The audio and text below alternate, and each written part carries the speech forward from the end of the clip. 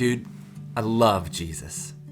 I love that Jesus loves the rich, well-off people of our world, and he loves the low and poor, and everyone in between. That means Jesus loves you, and Jesus loves me.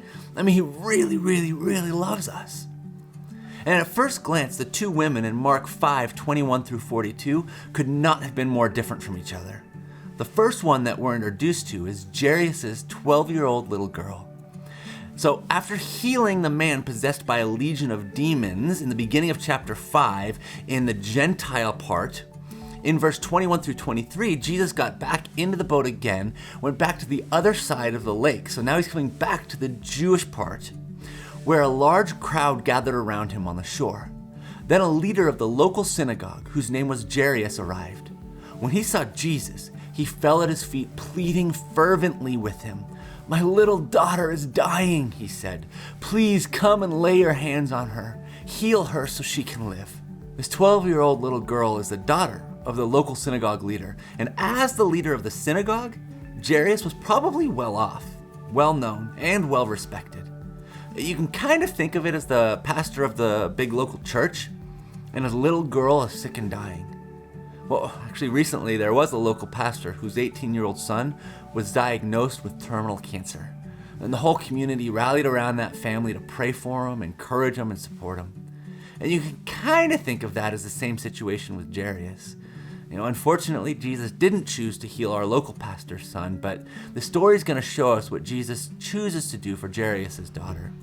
Well, before we get there, I want to introduce you to the other main character in our story, a poor, outcast woman. In verse 25 to 28, we hear her situation. A woman in the crowd had suffered for 12 years with constant bleeding. She had suffered a great deal from many doctors, and over the years, she had spent everything she had to pay for them, but she had gotten no better. In fact, she'd gotten worse. And she had heard about Jesus, so she came up behind him through the crowd and touched his robe, for she thought to herself, if I can just touch his robe, I'll be healed. This is almost the opposite type of person from Jairus' daughter.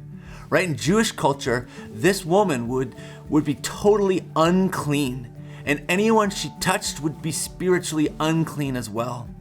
She wouldn't be allowed to participate in the local synagogue, nor would people want her around because she would make them all unclean as well. She would be cast out from friends, from religion, from society, alone and rejected.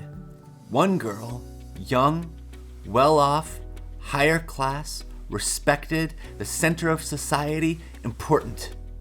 The other one, older, broke, outcast, rejected, forgotten. But they both have this in common. They are desperate. Desperate for Jesus to help. Desperate for Jesus to move. And both Jairus and the woman come to Jesus in desperate faith. They both believe that Jesus can help. How's Jesus going to respond? Whom is he going to give his attention to? The important one with his little girl on her deathbed? Or the forgotten, rejected one? Well, as the story progresses, we see the highs and lows of emotion. Jesus is going with Jairus to help his little girl. But as he was making his way through the crowd, the woman reached out and touched his robe. When she touched Jesus in verse 29, it says, immediately the bleeding stopped, and she could feel in her body that she had been healed of her terrible condition. I think she was trying to be incognito. She wasn't supposed to be there with her sickness, making everybody she bumped into unclean as well. And certainly wasn't supposed to touch Jesus. Is that going to make Jesus unclean? In that moment, Jesus stops, turns around in the middle of the crowd, and called her out. No wonder she was frightened and trembling when she told Jesus what she had done. But rather than making Jesus unclean, Jesus made her clean. In front of the whole crowd, Jesus calls her out and says in verse 34, "Daughter, your faith has made you well. Go in peace. Your suffering is over." Jesus offers you the same. You can bring your sin and your hurt to Jesus, and he will take it and offer you peace. He'll pay for it on the cross and overcome it in his resurrection. Jesus will make you clean from the inside out. The crowd and this woman, more than anybody, were experiencing joy. Excitement, a miracle. Their mind is blown, the power of God on display. I bet even Jairus' desperate faith is growing, seeing what Jesus just did, until the news came in verse 35.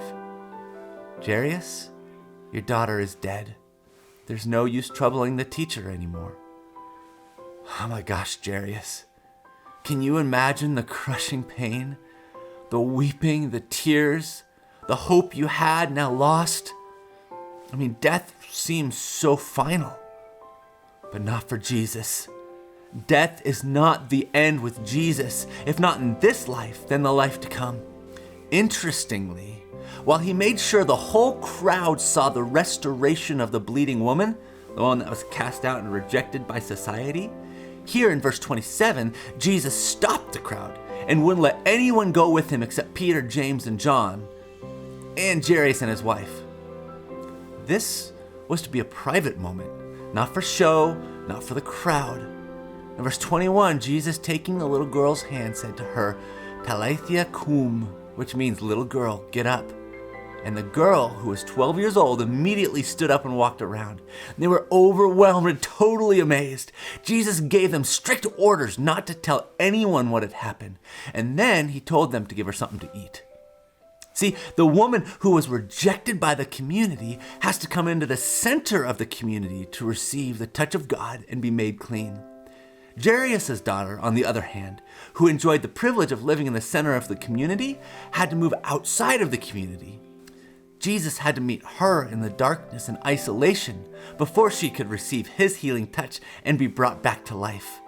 Man, Jesus came to turn the world upside down.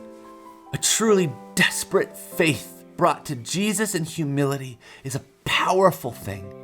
To be desperate for God is to be in a place of little or no personal strength so that we come to rely fully on God's strength.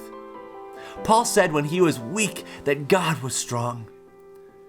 See, I know I have the tendency to try to deal with as much stuff as I can on my own before asking God for help, thinking, I got this. The truth is that we don't have this. We're dropping it all because of our stubborn need to be self-sufficient. Despite the crowd, the bleeding woman's desperate faith brought her to Jesus. Desperation caused Jairus to come to Jesus for his little girl bowing down before him. Even Jesus cried out in desperation from the Garden of Gethsemane, not my will, but yours be done. God responds to desperate faith. And it might not be a sickness that drives you to Jesus. It wasn't for me originally. It was the recognition of the depth of my sin and my total inability to do anything about it that drove me to Jesus. Now, I feel this desperation growing in me for God to move among us. I don't want to just talk about Jesus, although that's good. I don't want to just know he's here, which is also good. But I want him to move. I want him to pour out his spirit. I want to see the lost saved. I want to see people healed. I want to see a desperate hunger spread throughout us for the presence of God. Can we be honest with each other? Man, I hope so. It's the only way we're going to truly support and pray for one another. So let me ask you, how is your hunger and thirst for Jesus? Are you desperate for him to move around you and in you? And what can you do to grow your hunger and desperation for Jesus this week? Put yourself into this story. Their desperate faith made them not care about what others thought of them. And I pray this freedom for you, this desperate freedom in your prayer, where you don't care what anybody else thinks you sound like. This desperate freedom in your worship where you don't care what you look like or what other people think. This desperate freedom in your mission of everyday life where you can carry Jesus into your school, into your workplace, into your families, and into your neighborhoods, and you don't care what they think about you. I pray that God builds in you this desperate freedom, this radical love and obedience to pursue him in every day. Thank you guys for being here. Welcome to Montage Micro Church Network. We are a discipleship-making movement, networking micro churches together so that every person gets to see, hear, and experience the good news of Jesus. To connect with us, learn more, or to give to the work God is doing, visit montagemicro.church.